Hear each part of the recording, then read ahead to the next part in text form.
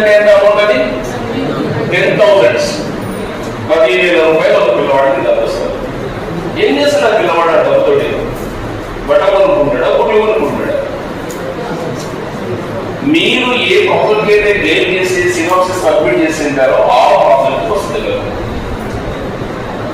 By using the 10,000 rupees, you should develop the project. You should fabricate the exhibit. ఆ పిల్లవాడు ఉపయోగించి మీరు ఏం చేస్తారు? వాటికి ఒక మంచి ఎగ్జిబిట్ తయారు చేస్తారు. దాంతో పార్టిసిపేషన్ స్టార్ట్ అవుతుంది. డిఎల్ఈపిసి అంటే physical competition, SLEPC state level competition, NEPC national level competition. National level లో ఏమైతే బెస్ట్ 60 కాలేజెస్ ఉంటాయో వాటికి జపాన్ తో కొలాబరేషన్ ఉంటుంది. సపూర్ అనే ఒక ప్రోగ్రామ్ 2 జపాన్ తీసుకెళ్ళి అందులో ఏవైతే ఇన్నోవేటివ్ ప్రాజెక్ట్స్ ఫ్రీగా పేటెంట్ చేస్తారు. But beautiful thing. దీనికి ఎలిమెంట్ ఏముంటుంది?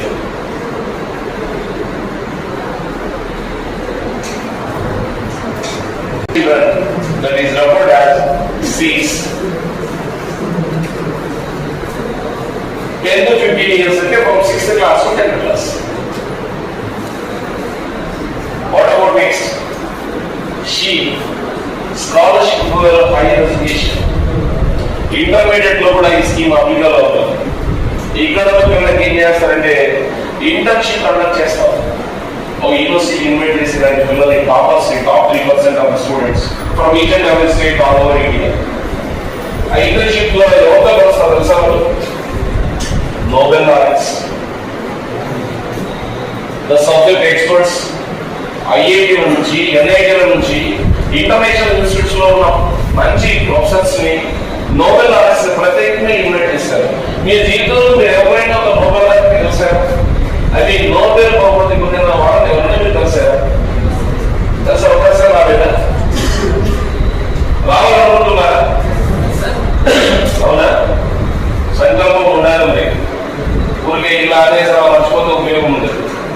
నేను నా లైఫ్ లో 5 మంది నోబెల్ లారెన్స్ కలిసాను. క్వాంటమ్ వాల్యూలు మనిషికి సంబంధం లేదు. మీ జీవితంలో ఎప్పుడు వినని పదార్థాలతో మరియు సైన్స్ నేర్పాల్సిన అవసరం లేదు.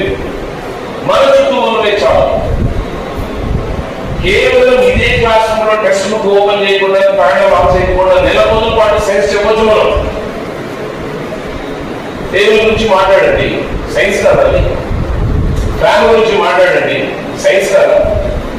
ఎంత సైన్స్ లేదు ఫ్యాన్ లో. ఫ్యాన్ సైన్స్ విప్పి చెప్పారంటే మీరు పిల్లవాడు